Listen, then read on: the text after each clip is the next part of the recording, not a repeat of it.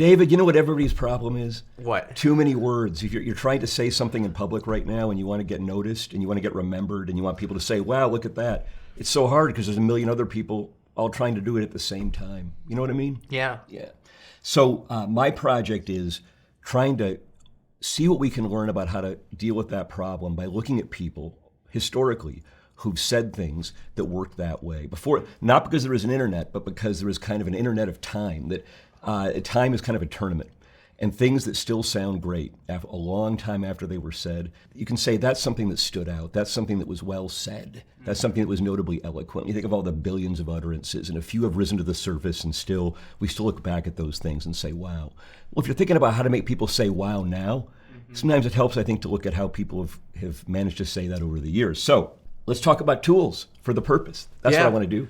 Well, one of the things you said to me is that everyone who speaks language is basically bilingual. Everyone who speaks the English language. Right, That's exactly. the thing, yeah. So what do you mean by that? What I mean by that is, in English, there's basically almost always two words for everything. There's sort of a bigger word, a fancier one, and there's a smaller, humbler one. So if I say a verb like create, that'd be the fancier version of another verb. What's the other verb? Make, right. Or if I say acquire. Get. To get, right. Or if I say I'm going to permit somebody to do something, let.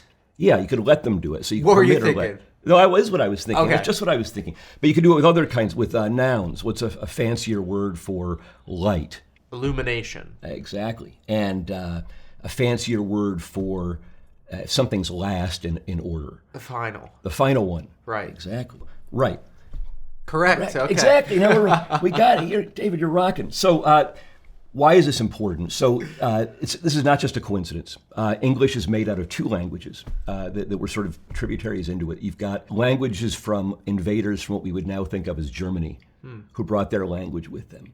And then about 500 years later, you have the invasion of the French, and they bring their language with them. And they're the invaders, they're the aristocrats. So you've got these two coexisting languages. You've got the French of the new invaders, and you've got the Germanic language that was already there, and it just mixes together for hundreds of years, and it turns into the language we have now. So for everything in English that you want to say that matters, there's usually a word that sort of derives from Old German, and a word that derives from French, and before that from Latin. The Germanic words we call Saxon, usually, and the other ones we can call Romance words because they're from Latin, which is the language of Rome, so it's Romance, or Latinate words. But you've got these two families, and as a writer, you're always picking words. Every time you want to say something, every sentence you write, you're choosing words, and you're usually doing it unconsciously. You're not thinking about what word to use, but there's always a choice. And once you realize that there are all these choices to make, you can start playing with the choices and making them more deliberately to get the effects you want. And great writers have always understood this, and they've always done it. For good writers, if you have to have one rule, is prefer Saxon words to Romance words or Latinate words. Now, you don't need to actually know the difference. Say, wait a minute, I don't know the difference between a Germanic word and a Well, look, prefer simple words to fancy ones. But you can even if you don't know anything about Latin or French, you can figure out which words are which without too much trouble. The words that are from French, and before that Latin, they're usually words that are easily turned into other parts of speech and expanded. So acquire is the verb, but it can become acquisitive or acquisition. With a Latinate word, you can often put a T-I-O-N at you can create a form that puts a T-I-O-N on that. You can't do that with get. For acquire, you can say acquisition. For get, the word get, I mean, if you, instead of acquiring it, you get it, you can't, there's no way to put T-I-O-N on that. You can say getting, right, or gotten or something, but you can't do as much. That's how Saxon words work. They just sound different also. Saxon words they're shorter. You know, when you think about our four-letter words for expressing things colorfully, those are usually Saxon words because Saxon words tend to be short and they've got hard sounds in them, like CK. Think about how many. Think about how many of those words we're thinking about have those sounds in them. And yeah, that's because they're basically Germanic and sharper, and that's what you want when you want to say something with that tenor. If you want to say something politely, you use the word from French. They came into English from French. So if you want to say it bluntly, you say kill. But if you want to be polite about it, you say execute or terminate, because execute and terminate came into English from French, and you can tell that because they can become words like execution, termination, but kill doesn't do that. Yep. Just killing. Show me some examples. Yeah, let's do some examples. So if you want to say something really important, You say it in Saxon. So, and God said, let there be light, and there was light. Genesis 1:3, one of the most memorable things ever written in English. It's an amazing utterance in part because what do we have here? Let's see. 11 Saxon words, and nothing but. And the King James Bible is very famous for that, for the tremendous simplicity of the language. It's all one-syllable words that have been in English for a very long time. And I think that the authors of the King James Bible, the translators, they understood instinctively, and probably more than instinctively, why that was so valuable. Because you're compressing something so significant and profound and important into words that are so humble that it creates this sense of strength and power that you just wouldn't have with fancier words. Some people think you need fancier Latinate words to create a sense of strength and power in your writing. You sometimes wonder, why do people say acquire when they could say get? Why do they say create when they could say make? Well, even the drafters of the Bible said in a couple verses earlier, God created the heaven and the earth. They thought about that too. But it's always a choice. Which way do you say it? They could have said God made it. Right. You know, they decided not to do that. If you're the drafter, which way do you say it? It's a good question, but you're not drafting the King James Bible, you're drafting whatever you're drafting, but asking that kind of question, which is, there's always a choice. Why do I want to use this word? Which word has the connotation I want? And often people will pick the Latinate word because they think it sounds a little more impressive. And that, because think of the heritage of it. The Latinate words go back to the original aristocracy that came in from France. So they still have that whiff of class or sometimes of pomposity. And some people go for them because they think it'll make them sound smarter. And it turns out that when you really know what you're talking about, one way to know is you can explain yourself in Saxon words. That's how you really know when you understand something well enough, it seems to me. But in any event, it's just an example of the tradition of heavily Saxon English in the King James Bible, which is a very interesting thing we can come back to. Let me show you a different example that I know is dear to you, David. I know you'll enjoy. Everybody will enjoy this. Famous words from Winston Churchill. Let me read it. Yeah, you want to read it? You do it. We shall fight on the beaches. We shall fight on the landing grounds. We shall fight in the fields and in the streets. We shall fight in the hills. We shall never surrender. Winston Churchill, 1940. House of Commons. That's right. So England's facing the prospect of invasion. There's no actual recording of this speech. Very much too bad. There's a recording of him saying it later. But in any event, there's a lot of, this is one of the most famous speeches ever given in English. And, to what does it owe its immortality? I mean, it sounds amazing now. It sounded amazing then. People read that and they say, that's a speech. There's a lot of reasons for it. One of them is, of course, this device that in ancient times in Greek was called anaphora, which is repeating the same beginning at the start of different sentences or clauses. We shall fight, we shall fight, we shall fight. That's what most people think of when they think of this. But there's more going on there. And real quick, what does the repetition do for us? Oh, we'll spend some more time on that, but the repetition really captures the ear. It drives home, the beginning and the end of a sentence are the most important parts of it, the parts that tend to stand to ring in the ear the strongest. And so starting repetitive sentences repeatedly with these words, it leaves those words hanging in the ear. It's what you remember. And you remember some of the details about where the fighting was going to occur. You remember it was the beaches, you remember the others. But what you remember is, we shall fight. Well, real quick, I almost think of it like a soccer game where the game is normally at a certain volume and then the announcers get really loud as you get close to a goal. And I think of this repetition as being the announcers getting really loud. And the reason why I think of that analogy is you don't want the entire speech to be this kind of repetition.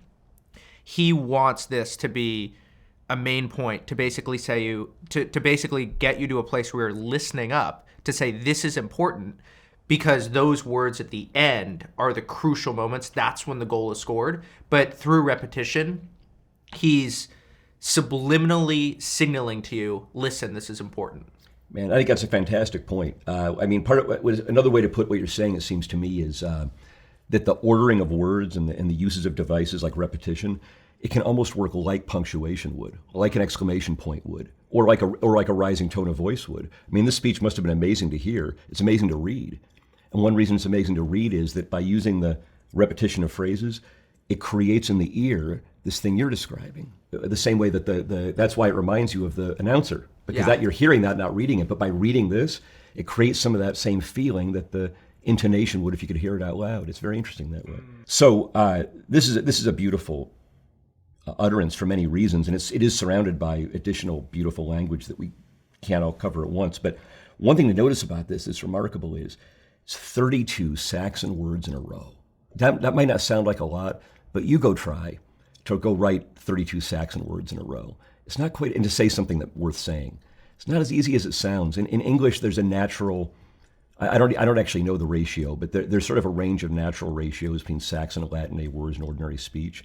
And to go 32 words in a row with no Latinate words, now you might think, oh, he wasn't thinking about that. Oh, he almost certainly was. Churchill wrote about this. He said, he wrote about rhetoric, and he said, in English, the oldest words, the Saxon words, are the ones that strike deepest. And when you really want to strike deep, you stay there. He said you don't use the recent entries into the language that came in here from French. I mean, the funny part is the recent entries came in, only 800 or 900 years earlier, right? Way too recent for us. But he knew he cared about that, and he thought a lot about it. So when he wrote this, I don't know if he was sitting there thinking, gee, which was the etymology of that word. Nobody thinks about etymology. That's not the issue. But he knew the sound he wanted. He knew the force and strength he wanted. He went back to the same well that the translators of the King James Bible went back to, which is keep it very simple and very Saxon. The more profound the substance is, and it really creates a beautiful effect. The profundity of the substance of what he's saying, packed into this long series of extremely simple, unpretentious, unimpressive words. It's like the words burst at their seams, Very beautiful. Okay, and as long as we're doing Churchill, how about this? Never in the field of human conflict was so much owed by so many to so few. Said in the House of Commons a few months after the last one. This is another of those things. Anybody who's ever read or heard this remembers it. This is said during the Battle of Britain, where the few he's talking about are pilots in the air over Britain fighting off Nazi air raiders. It's a great piece of English. For many reasons, there's a lot going on here. It's just like the last one, where there's a certain amount of repetition, so much, so many, so few. That's part of, just as in the previous one, we had an aphora with the repetition at the start of the different sentences. But there's also another drama going on in here, which is just between the kinds of words he's using. Human conflict. Those are Latinate French words. They can become things like humanity or... conflictual. Yeah, right, exactly. Was so much owed by so many to so few. Everything after that, every word is Saxon, right? And it's mostly one-syllable words. So he starts out, never in the field of human conflict was so much owed by so many to so few. This is a technique that a lot of great writers have used to tremendous effect, which is starting out with setting up the run of very simple words that you finish with something a little fancier at the start to create that contrast. It's sort of like you said with the football announcers.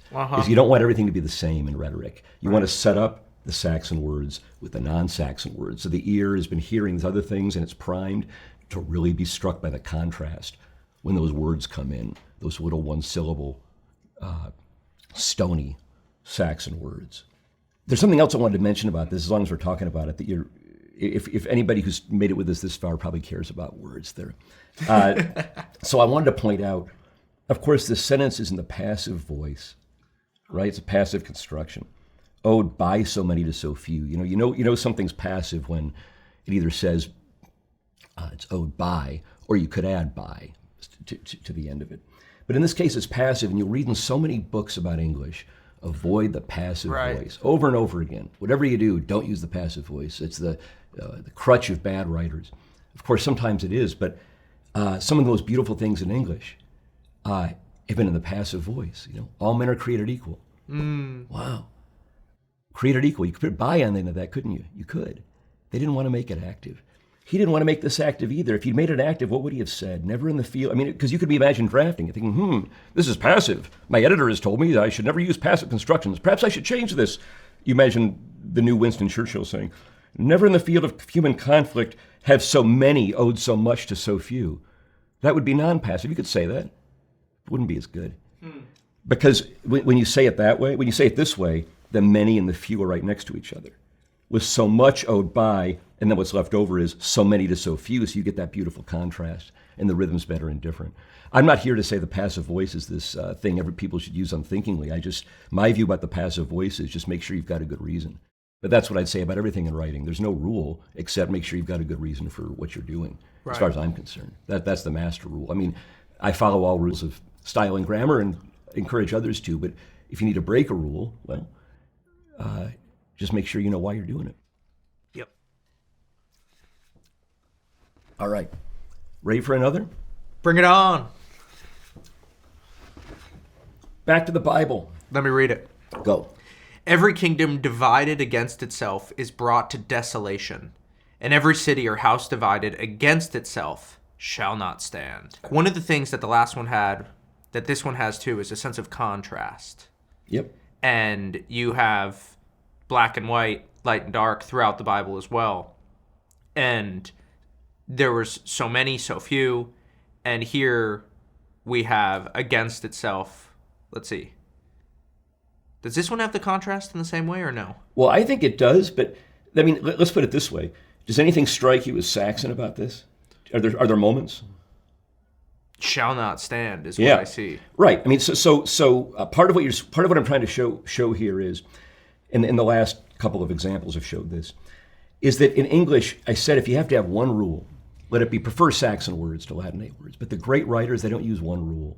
They use Saxon, simple, old-fashioned words and bigger ones, and they mix them a little bit to create these beautiful effects by contrast. So every kingdom divided against itself is brought to desolation. Well, I don't need to tell you, that's Latinate. It's got the T-I-O-N right on the end of it. Right. And same with divide. It could be division, right? This is a fancier passage. In every city or house divided against itself shall not stand. And this is also the King James Bible. Right. All these Bible examples are King James Bible, which has had such a gigantic influence on the language in such wonderful ways. And we'll do an example right now. In the next slide, you're going to see the slides. We don't use slides around here. We use something. This isn't school, Ward. Yeah. All right. Just look at how the two halves of this end. Every kingdom divided against itself is brought to desolation, Latinate, and every city or house divided against itself shall not stand. And it comes down to this close. And that's a very classic rhetorical pattern. It's just like the previous one where we talked about the field of human conflict is the Latinate beginning. And then never has so much been owed by so many to so few, all Saxon. Same general idea here. First say it. Notice how these sort of restate each other a little bit, just on a different scale. Started out Latinate, but bring the sentence to a close. If you're trying to think about advice for writing, the idea would be Saxon words tend to work better than Latinate words to create forceful, memorable prose if they're properly arranged, but especially at the end. Simple Saxon words are a great way to end a sentence or a paragraph, especially one that wasn't all that Saxon beforehand. Right. Because then finishing that way really leaves an impression, and those words really stand out because of the contrast in sound and style. It's a very subtle thing. Nobody's going to pause and think, oh, look at that, they finished with Saxon words. What they might just think is, well, that was well said. Right. Yeah. All right. Now, I promised discussion of the influence of the Bible. A great example is the influence of the King James Bible on Abraham Lincoln, who read the Bible, I think, the King James Bible more or less obsessively, that and Shakespeare. And Lincoln, if you ask me, was the greatest master of prose we've ever had in our public life.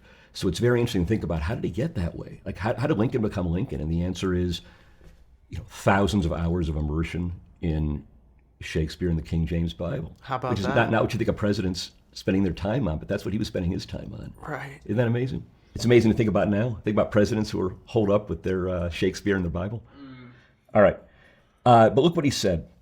This is right after Lincoln had received the Republican nomination for Senate in Illinois. And slavery, of course, was the topic of the day. So this before he's president, Before 1858. before he's even running for president. He's running for Senate against Stephen Douglas. It's going to be this race is going to rivet the whole country. It's going to set him up to run for president. And he gets up after getting the nomination and he says, I do not expect the Union to be dissolved. I do not expect the House to fall, but I do expect it will cease to be divided. It will become all one thing or all the other. Here, this is a very obvious example. There are a lot of interesting ones that are less obvious of the influence of the Bible on the way that Lincoln wrote and spoke. There's all these cadences and word choices and phrases that you can hear in his writing and speech are echoes of the of the King James Bible that he was reading all the time, and sometimes Shakespeare too. His attachment to the Bible is better known, but the Shakespeare attachment is, we can talk about it later or another day. But here you can just see he's basically quoting the excerpt from Matthew that we saw a minute ago, although there's another passage just like it in Mark, but it doesn't make any difference. Again, start at the end. The most important part of a sentence is typically the end. So you want to work, if you think about impact, work backwards from the end of the sentence. It will become, or the passage, it will become all one thing or all the other, okay? The classic Saxon finish. But it's more than that. Notice how he's basically repeating what he said. Lincoln loved to say things twice. We said at the beginning, everybody in English speaks two languages. And he says it first it's like he says it first in this language, then in that language. Imagine a politician who says it in Spanish, then says it in English. Right. Lincoln says it in Latinate, then he says it in Saxon. Because he's trying to appeal to the mind and the ideals, and then he wants to get you in the gut, in the heart. He wants you to feel it. So he'll say, I do not expect the union to be dissolved. Union and dissolved are Latinate. I do not expect the house to fall. That is Saxon. And it's basically repeating the same, he's just saying the same thing twice, once more poetically, once more biblically. But I do expect it will cease to be divided, Latinate. It will become all one thing or all the other. It will cease to be divided is the same thing as saying it will become all one thing or all the other. A modern editor would probably cross one out. You're saying it twice. Say, I know, I'm repeating it. I'm speaking two languages. I'm saying it in Latinate, then I'm saying it again in Saxon. Yeah. And that's what he did a lot. And if you see his speech, say, wow, and Churchill does the same thing. He'll say it, then he'll basically repeat it. When you think about it, you say, those two sentences are almost saying the same thing. This one's got the longer words in it, and the other's more words of one syllable, or it's more picturesque. Maybe it's a metaphor. But that's often what these really memorable speakers and writers do to create impact is they don't say it once, they say it twice, say it differently, in different kinds of words that appeal to different capacities of readers and listeners. How about and that's that? a very useful idea when you're trying to think about how to get through to somebody. You may have to say it in more than one language. So Latin, then Saxon, and end with the Saxon. Yeah, well, just the alternation is powerful. That's what I'm trying to say is that if you read simple books about how to write good English, they'll just tell you, prefer simple words, prefer Saxon words. And of course, that's true as a preference. But the really great effects aren't created by just going in one direction. They're created by contrast, by mixing elements. It's like in music. Music's about, chords aren't that interesting. What's interesting is the chord change in music. Right. And it's like that in English. I mean, you can just stick to simple and you at least want to make a fool out of yourself.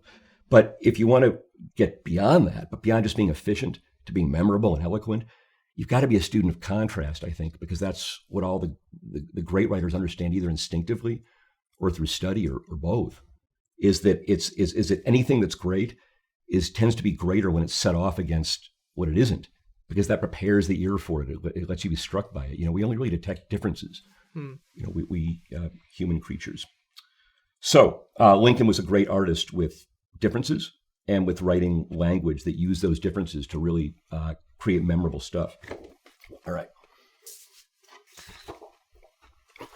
Oliver Wendell Holmes, Jr., said this in one of his opinions. If there's any principle of the Constitution that more imperatively calls for attachment than any other, it is the principle of free thought. Not free thought for those who agree with us, but freedom for the thought that we hate. Wow. Now, so many people have said things like this historically, but this is one of the expressions of this idea that's really stood the test of time. That's a heck of a quote. Yeah. People quote this, they remember it, but just think about how many efforts there have been to express this idea. Why does this one rise to the top? And I think there's a lot of reasons, but one of them is just what we've been discussing. Look at how it ends. Remember, always start at the end when you think about impact. Freedom for the thought that we hate. Wow. That's a run of hard Saxon words. It's a great way to end, especially with that last word, freedom for the thought that we hate. That last word is the one that rings in your ear. He sets it up that way. Punch in the face. Right, but then look what comes before that. The beginning of this is pretty Latinate, right? Principle, constitution, imperatively, right? Attachment. That feels like the kind of writing I read in school. Right. So you're reading that and you're thinking, I mean, maybe you're being uplifted by it, but it's just like Lincoln. He's starting out with this sort of more Latinate wording that kind of appeals to the mind. So you really need to use your mind to get this. Right. You got to think about what he's saying because he's using concepts, and you got to translate the concepts into things that matter to you. But then he restates it. It is the principle of free thought. That is he then restates. And then he said, let me boil this down to you in Saxon language, okay? You don't want me to put it in highfalutin way? Let me put it this way. Freedom for the thought that we hate. Get it? That's the principle I'm talking about. I'll say it to you in Saxon words. And here, you don't have to think about it. It's not conceptual. Everybody gets it immediately. That's the thing about Saxon words. It's like you metabolize them instantly. You talk about hate, and you feel it. Yeah, you feel that word. Whereas you use a Latin word, like the difference between hate and hatred and enmity. Enmity means that, but you gotta think about it a minute. You've got to think about hate. Everybody knows what that means, right in the gut. And that's what Saxon words tend to be like. So you reserve them, and so obviously the starkest word in the sentence is the last word in the sentence. And so I say again, why does this utterance hold up over time? Well, Oliver Wendell Holmes was a real craftsman. He was the son of a very famous literary figure in 19th century America, and Holmes is, I think, the best writer American law has ever had. But he had the most beautiful collection of judicial opinions, but also letters. If you want to study varieties of great English, you sort of want to apprentice yourself to somebody who's worth it. Abraham Lincoln's worth it. You read Lincoln, and you really think about how it sounds and why. Oliver Wendell Holmes is like that too. If you like law, he's somebody you could apprentice yourself to. You could think about, why did he write it that way? And Holmes didn't linger forever over his writing. He'd write standing up, right? Maybe write in draft and lead. He probably didn't spend a lot of time on this. He didn't need to. He just grew up understanding it because he was immersed in the environment, and he had the genetic gifts of just extreme sensitivity. And he knew by the time he'd said all this, it was time to wrap it up at the end with just down to earth, if you want to make your point. Sure. Yeah. All right. Enough of that.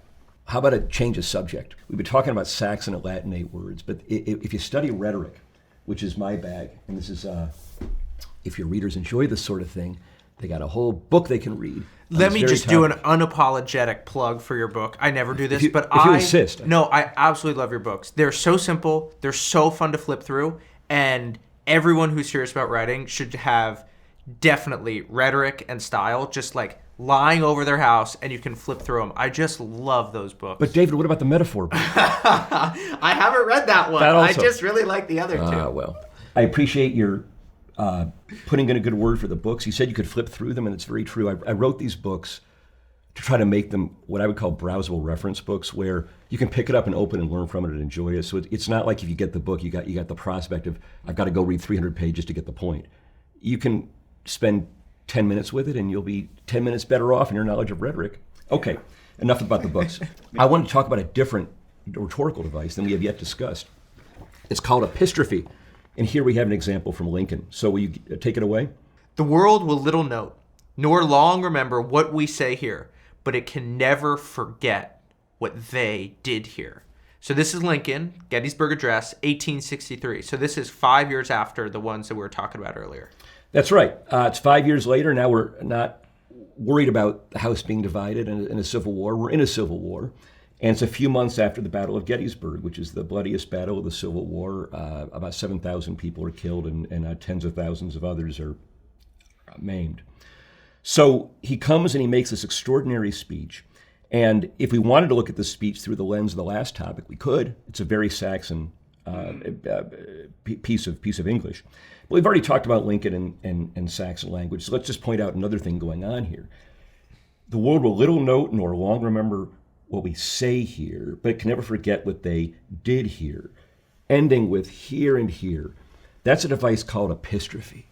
Epistrophe means ending consecutive sentences or clauses with the same word or words, the same word or phrase. It's sort of the opposite of anaphora. When we talked about that "we shall fight on the beaches" speech that Churchill did, that's a classic case of anaphora. That's starting with the same words. We shall fight, we shall fight, we shall fight. This is the opposite. It's ending with the same word. Good to have both tools, because the start and the end of a sentence are really the most important positions in it for rhetorical emphasis. Now, the ending, if anything, is more important because it's the last thing you hear for purposes of that sentence, and therefore it can ring in the ear. So I think that's why I always talk about starting at the end. But in any event, Lincoln loved epistrophe, and if you read him, you'll see that he often comes back to this. And the King James Bible likes it too. There are some famous examples there. But in this case, combining the Saxon approach with the here ending, it's a very resonant and in this case, a very somber thing to say. Of course, there's this little irony in it because the world has long remembered what he said there, and I don't know if it's remembered as well what they did here. So he may have had it backwards, but it was a beautiful thing to say. Speaking of epistrophe, I promise you that Lincoln liked it and that he used it elsewhere. He even used it in the same speech. That this nation shall have a new birth of freedom, and that government of the people, by the people, for the people, shall not perish from the earth. Yeah. Well, same what's speech. cool about this is not only is it the same speech, but by the people, for the people, and then of the people before those. I hear that all the time in government. I actually didn't know that it came from this. Is this the original version of that? More or less. So you can find prior examples in this from Daniel Webster, or there are a couple of other examples that are discussed in the book of sort of predecessors to this. Like he probably heard people say things a little like this, and then he tweaked it a little.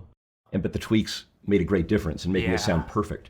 And then he added at the end, the version by Daniel Webster basically ended with the government, with people.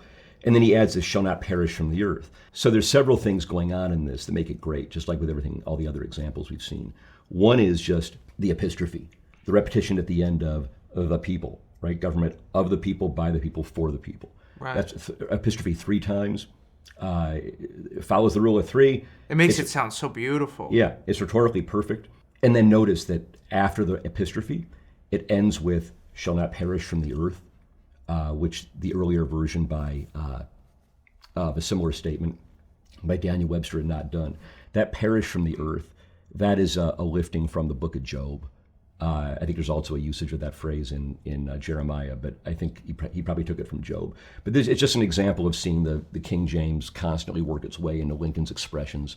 Even 7 years ago is an adaptation from biblical language. I want to tell you about the only app that I use to read articles, and it's called Reader. So tell me if this sounds familiar. You read something brilliant, like an amazing quote, the perfect article, but then one day you go back, you're looking to find it, and it's just gone. You can't find the thing. That used to drive me crazy. But then I found this app called Reader, and it's become the backup system for my brain. Here's how it works. So whenever I'm on my phone, I'm on my computer, I'll come across a new article, and what I do is I just toss it into Reader. And then, whenever I'm ready to read, I can find all the articles pre-downloaded with no ads and no clutter. But here's the kicker. Every time I highlight something, Reader automatically saves it for me. So then if I'm writing and I need that perfect quote, that perfect example, it's just right there waiting for me. And because of that, I don't have to dig through old notes or endless browser tabs anymore. And that means that I can focus on writing. Reader's the sponsor of today's episode. And look, I gotta love a product in order to promote it. And I can tell you that I use Reader every single day. So this is what I did. I called up the CEO and I said, yo, will you give How I Write listeners 60 days free? And he said, sure. They got to sign up, though, at readwise.io/David Perell. And there's a link in the description below. All right, back to the episode. I mentioned people you can apprentice yourself to. Winston Churchill, just like Lincoln, has a claim to being the greatest user of the English language in the history of English-speaking public life. Not American, but English-speaking. And Churchill is somebody whose speeches, as well as his other writings, really repay study. He had a beautiful feel for the language, and he earned it by reading a lot of really extraordinary English when he was young. But all depends now upon the whole life strength of the British race in every part of the world, and of all our associated peoples, and of all our well-wishers in every land, doing their utmost night and day, giving all, daring all, enduring all, to the utmost, to the end. So it's 1940, and the British are facing down the Nazis, and he's trying to inspire his friends, including his friends in this country, to step up and help them stave off the threat. And I just want to point out in this that in the beginning, there's some different techniques we could look at, but I really want to focus on the epistrophe and the anaphora at the end. right? Because that's what sticks in the ear is how to finish. You probably don't remember very well with the first half of that, but the very ending, it's very dramatic. It's like the football announcer says you might. Right. You The might rhetoric's stand. always in the second half of the sentence. Not always in the English language, but basically in all the examples that you've given us. There's a lot to that. There are some examples of the other way around, and those who can't get enough of the examples can find them in the book. But this is. But you're right. It's a very classic pattern. It's not the only one, but it's very classic. So, giving all, daring all, enduring all. The classic repetition thrice of something using epistrophe. To the utmost, to the end. See, he reverses from epistrophe to anaphora. He goes from repeating at the end of each clause to a couple of rounds of repeating at the beginning. It's a great effect, and it's just another example. It's like moving between Latinate and Saxon words, moving between repetition at the end to repetition at the beginning. Changing with repetition occurs. That kind of contrast really brings the device to life. That's really what I'm trying to emphasize. There are a lot of principles in English, like prefer Saxon words, but those the power behind those principles is really at its best when it's combined with contrast, which is prefer Saxon words, but set them up. Repeat at the end, but then repeat at the beginning. Right? Sure. Because it's the mix, it's the chord change that really grabs the ear. Yeah. The ear is really grabbed by difference. And these are different ways to beautifully create difference. All right. Here's a more modern example. You're doing a lot of Lincoln and Churchill. How about Lloyd Bentsen? So he was the this is just for fun, but he was a senator from Texas, and he was on the Democratic ticket in 1988. Oh, that's great. And he was the vice presidential nominee with when Michael Dukakis was the presidential nominee. And vice presidential debates are so boring, and nobody ever remembers them. This may be the only memorable thing I can remember from any vice presidential debate. We'll still talk about it later.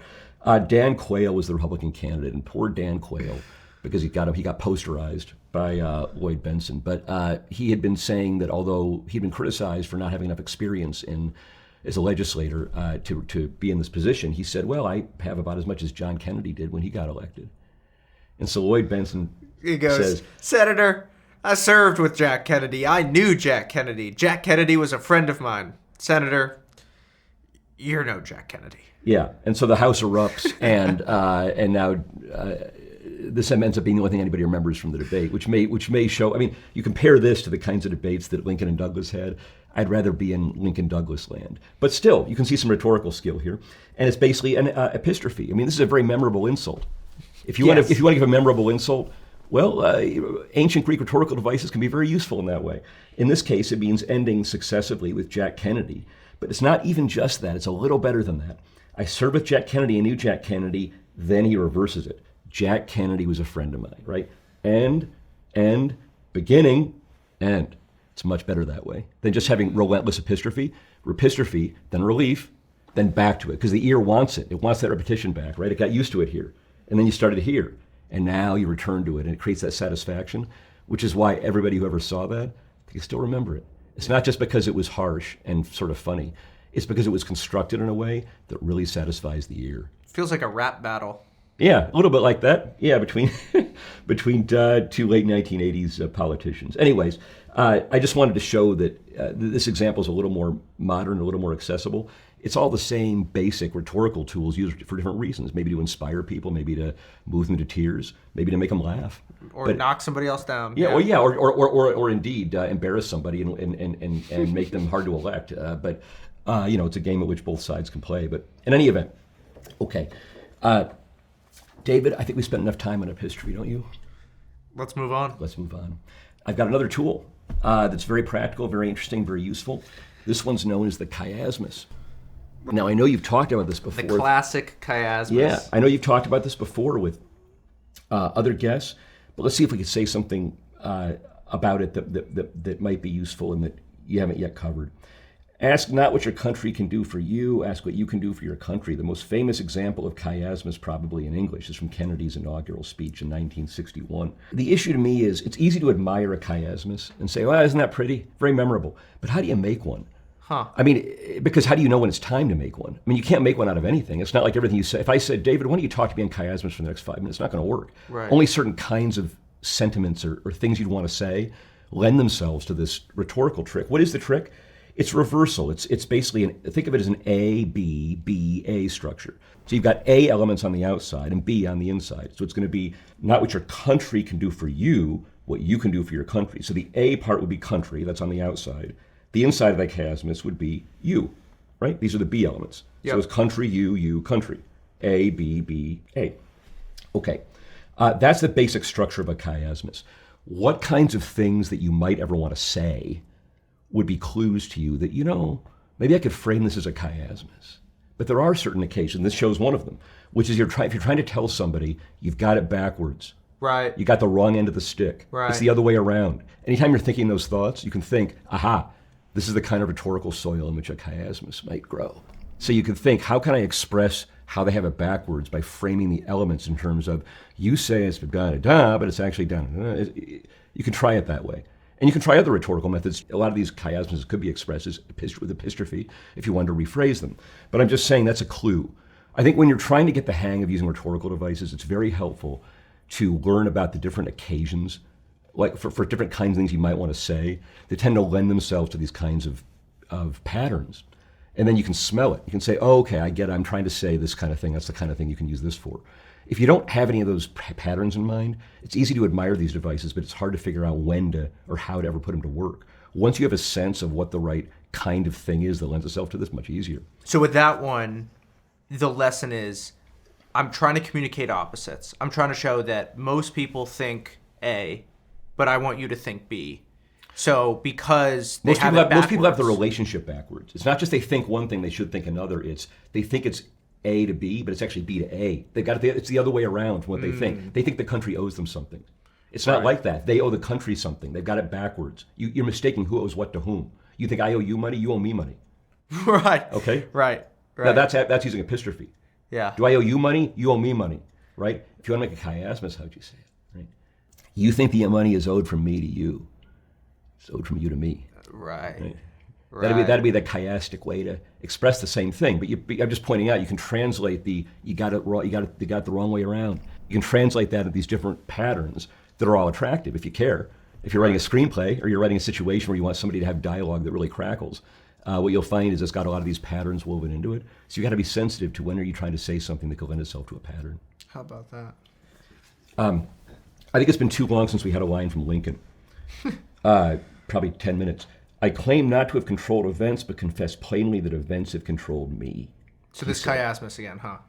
Don't you think? Yeah. So I'm just trying to figure out why this JFK one, is more memorable to me than that one. Like this, I can hear once and boom, remember? That one would take a little bit of effort. And JFK, he says, ask not what your country can do for you, ask what you can do for your country. So what makes this one more memorable than that one? It might be the context or the substance of what's being said. But if we're just focusing on the English, I would just point out that is a pure chiasmus. It's country, you, and country. This one's not a literal chiasmus. It's I, events, me. It's sort of a conceptual chiasmus. It's got the elements going from I to events to me, and I and me are the same person. So it's a chiasmus in that sense, and it has that same nice ring, but it's kind of a half chiasmus, you might say. Whereas that is a very literal one, and so it's easier for the ear to be delighted by that. Although I think they're both pretty delightful actually. But that's even more striking, and of course it's very short, and it's saying something that at the time was considered a very meaningful thing to say. So all of these things chip into the fame of that utterance, and that utterance is sort of like Lincoln talking about government of the people, by the people, for the people. That's this example from Kennedy too had antecedents before he ever said it. Oliver Wendell Holmes had said something like it, and so had Kennedy's boarding school headmaster. But anyway, there's nothing new under the sun. Here's another chiasmus. I wanted to just keep talking about occasions for a chiasmus. Here's an example. It's as possible for a man to know something without having been at school as it is to have been at school and to know nothing. From this beautiful novel called Tom Jones by Henry Fielding. I just bring this out. It's an attractive piece of English, but partly to say there's more than one occasion for a chiasmus. Like I said earlier, that if somebody has it backwards, they got it the wrong way around. Your country doesn't owe anything to you. You owe something to your country. Then that might lend itself to a rhetorical device, maybe a chiasmus. There are others too. For example, Anytime you've got give and take, I do this for you, you do this for me, you could have it. Anytime you've got a mix-up where you've got things or out of alignment, you can recite the elements in a way that can lend itself to a chiasmus, where you can say it's as possible to know something without having been at school as it is to have been at school and to know nothing. Notice again, not a pure chiasmus, right? What are the inside elements of the chiasmus? Let's see. Possible to know something without having been at school is it to have been at school and to know nothing. So school is the interior part of the chiasmus, the B. The outside of it is something and nothing. Not the same word, but the same, you're referring to the same thing, which is how much you know, and they both have thing in them. Right, it's some thing. Right. No thing. So maybe it's 3/4 of a chiasmus, but you see what I mean? Right. You can have a chiasmus that's structural rather than literal, and you can still get some of the benefits in the ear or in the mind from having the pattern line up that way. It can be pleasing. The literal is often the nicest, but it's not always possible. Just because of the way English works, you can't put I and me. You can't put I in both places. It's got to be I and me because that's how we speak English. But it can still resonate in the ear, and that's the point of the technique. Okay, and now our last example. Back to where we started. Okay, the Bible. Oh yeah, the Lord's Prayer. Okay. And lead us not into temptation, but deliver us from evil. Now you might never have thought of this as a chiasmus, but it kind of is. Huh. That's why I wanted to show this to you, because it's not a classic chiasmus where you've got the same words. We've got an A, B, B, A, and the A are the same word, and the B and B are the same word. But look, watch, right? And lead us not into temptation, but deliver us from evil. Where could the chiasmus be?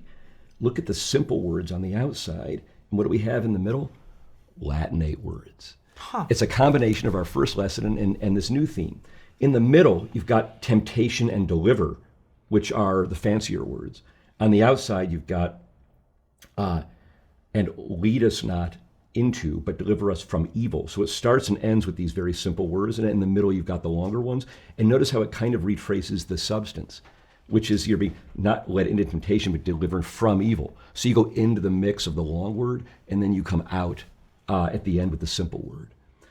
It's a very beautiful passage. And I'm just trying to point out that a chiasmus, as I say, can be something that works more conceptually than literally. It's a subtler thing, but it's part of the reason why everybody remembers this. There's a lot going on. But that's part of the lesson is you take memorable things and you slow down long enough to really take them apart or x-ray them and think, what are the elements, what are the patterns under the surface of this that make it sound so great? People don't sit around thinking about how impressed they are by your use of a technique. If they notice the technique, it's bad technique. What they might do, though, is be struck, that's well said. I mean, once that's said that way, who wants to try saying it any better than that? Right. Why do people say that? Why do people ever say that? Well, most of the examples I've given you are things people have said that about for a long time. And if you slow down and look at them, you can see there are patterns, and usually more than one, that these sentences follow. And that's one reason why they stand out from the crowd, and people still talk about them and admire them and are impressed by them a century or two after they're said. So can you do this for me? Can you just give me a quick rundown of the three techniques that we've spoken about? We started with Anglo-Saxon, we spoke about epistrophe, we talked a little bit about anaphora, and then we got to the end and we talked about chiasmus. So just give me the post-game debrief. Okay, sure.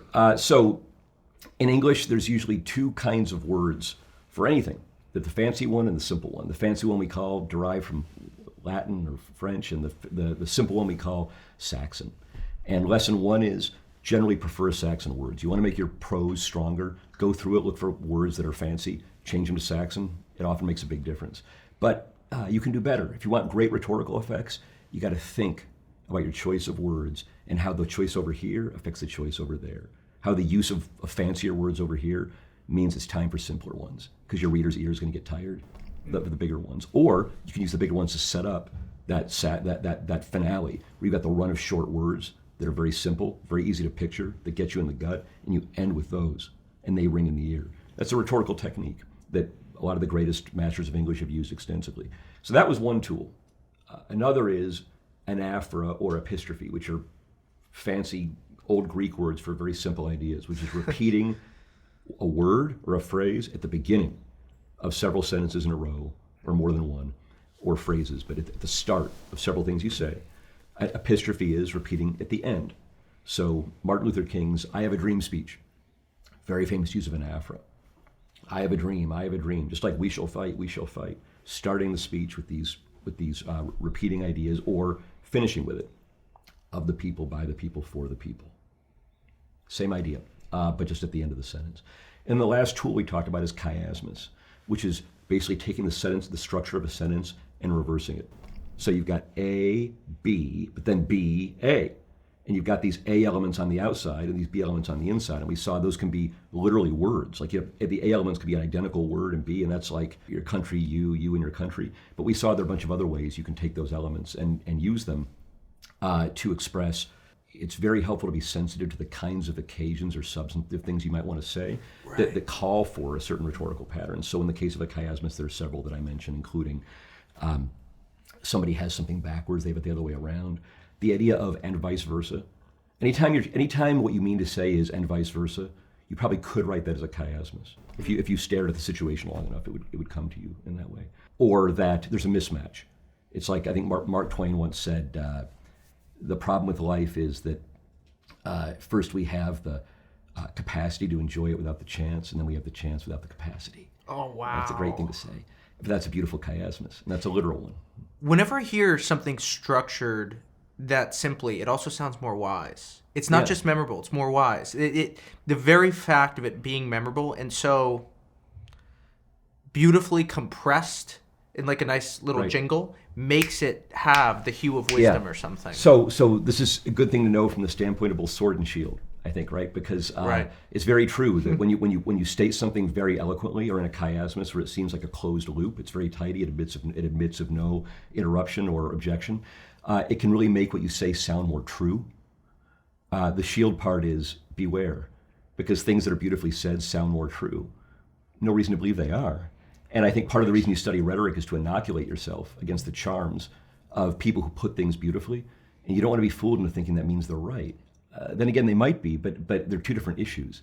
What we've seen in a lot of these examples is people using beautiful rhetoric to advance beautiful causes. You know, you've got a Lincoln in the Civil War, Churchill in World War II, the translators of the Bible attempting to express the Word of God. In all of these cases, you've got rhetoric being put to work to inspire people in certain ways. And the combination of that substance with the rhetoric is a beautiful thing and heightens it. But of course, you can use these tools for other ends, including bad ones. And so I think the study of rhetoric in part is to make people more conscious and aware of the choices they make when they write and how they can, by really taking a close technical patient interest in how they construct a sentence or a paragraph, make it more memorable, more striking to the ear, sound more persuasive.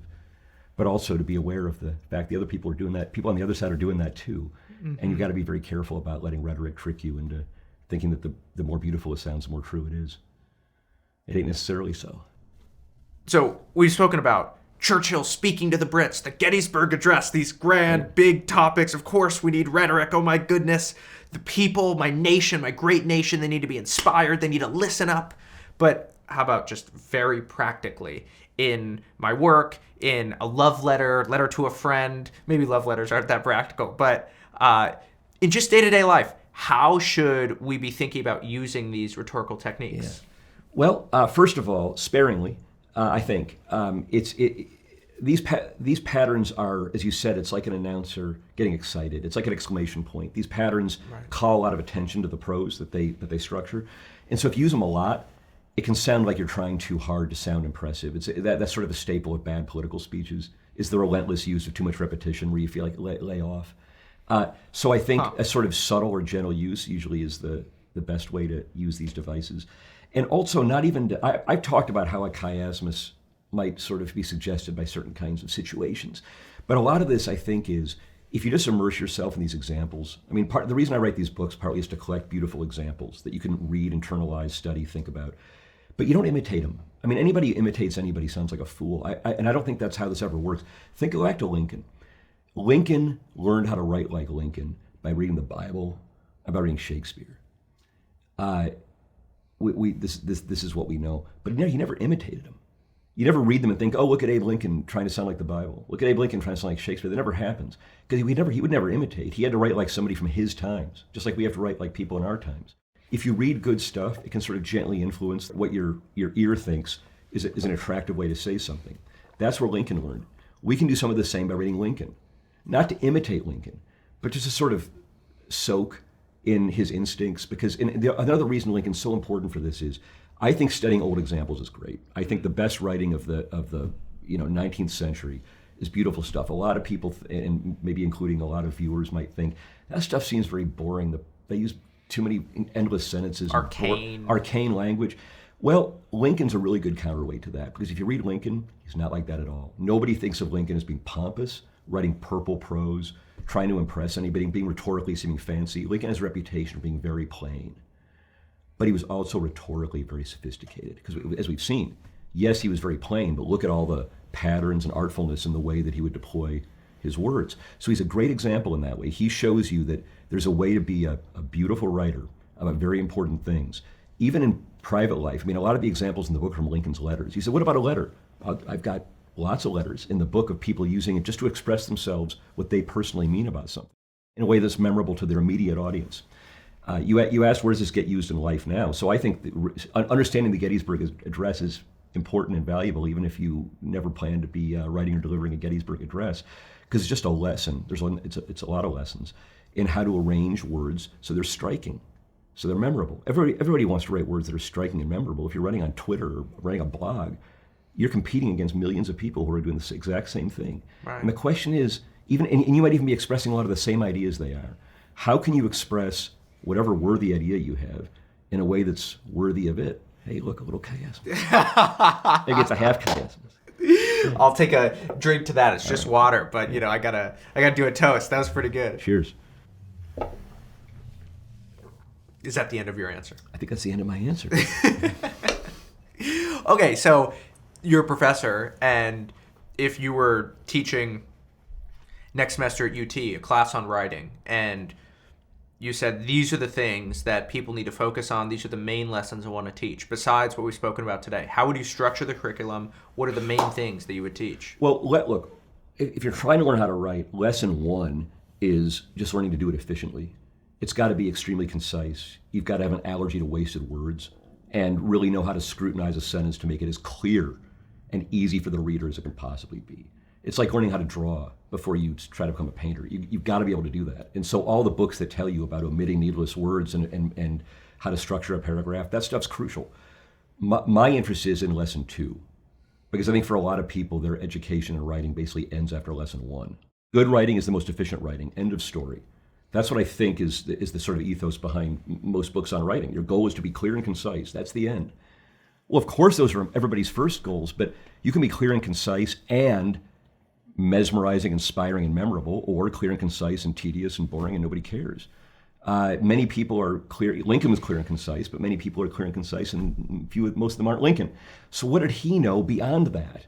He must have known something else, because he was more than clear and concise. And the question is, what else did he know? So for my class, and I've taught rhetoric classes, and part of what I like to do is, after we've gone over the basics, have students actually imitate, have them rewrite sometimes modern Supreme Court opinions as Oliver Wendell Holmes would have written them. That's a very interesting exercise. It's not because you want to go around imitating Holmes, because you'd sound like a fool, but if you have to imitate, you've really got to get in there and listen. If you want to imitate somebody's writing, you've really got to understand it. Yeah. You got to listen to it very carefully, or you're not going to sound right. So you've really got to get in there and understand what made Holmes sound like Holmes. What were the signatures of his style that made him so amazing? So you read this, think about it, and then eventually your imitations get better. And then you throw away the imitations. You don't imitate anymore, but look at what you've learned by having to do that. So imitation's actually a very useful thing. Memorization, imitation, these things are underrated. We've talked a lot about my writing examples project, and whenever I write one of those, I always write out the quote. I never do copy and paste, because as you write out the quote, you begin to see what's going on in the writing in a way that you can't just by reading. Yeah, I agree. I mean, anybody can look at a piece of good writing and say, wow, that's impressive. Okay, but the question is, can you understand why? And then learn something from that about how to write yourself. To me, that's the great question when you study good writing, or it ought to be. It seems like it rarely actually is when people take courses on this, but that's how I would do it. And that's why I try to do it in the books I've written. When you talk about imitation there, but then you said earlier that you don't want to be imitating other people's styles, how do you divorce those two ideas? I try to separate imitation from influence. That's what I meant when I was talking about how Lincoln read the Bible and Shakespeare. He wasn't imitating anybody, but it still affected him. And that's what I'd say is, say it so it's natural to you, Nobody's writing sounds right unless it's, in my view, writing sounds best when you're basically speaking the words onto the page, when writing has voice in it and it sounds like a real person saying something and talking to you. That's the first thing. It's got to sound natural. So if you force your writing to follow some other rhetorical idea or somebody else's writing style, it's never going to sound right. It's got to sound like you. So how do you make you and the way you speak, your authentic way of expressing yourself, more eloquent and impressive? And I think the answer is you just gently immerse yourself in good examples of people who are constantly talking that way. I think that's the idea. Is you eventually you write and speak what you read. To some extent, you also write and speak the way your peers write and speak, and that's a counter-influence. And right now, by the way, it's often a very bad one. That's the issue, I think, is that one reason you study rhetoric and good English is to give yourself a break from the lousy rhetoric and English that you're surrounded by in social media. I mean, social media is like a campus where rhetoric is taught. It's not taught well, my opinion. Yeah. In other words, it's taught by bad example. Yeah. Thanks, Ward. That was really fun. You know what I liked about it? It was a lot like our breakfast conversations. The only thing we're missing was the crappy diner coffee. I want that next time. I wish I'd had that in like the little white mugs. We're sitting there at the same table. You know, the waitress. We're just back there. No, listen, nerding out on writing. I like that coffee, but I'm gonna let it go. You really care about coffee. You're from the West Coast, right? Yeah. People out there care about coffee. I like a good cup of coffee. I know. You know, I'm going to use your rhetorical techniques to sell a good cup of coffee. So I totally enjoyed this. I'm really honored that you decided that I was worth it. And I also got to say, I'm so impressed by the quality commitment of this. This is high end. And I think God bless you for trying to take this topic that we both love, which is words, and give it the classy treatment it deserves. It's just wonderful. It's just a great thing you're doing, man. And I feel like it's a real honor to have anything to do with it. Thanks, man.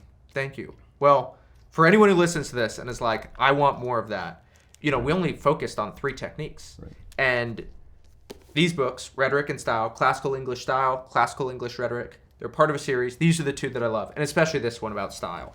The whole book, you can just open up to any page and you just find examples. And if this is your jam and you listen to this conversation, you're like, okay, I want to learn about that. Well, this is your book. All right. David, thank you. It was wonderful to be with you. That was good fun. All right.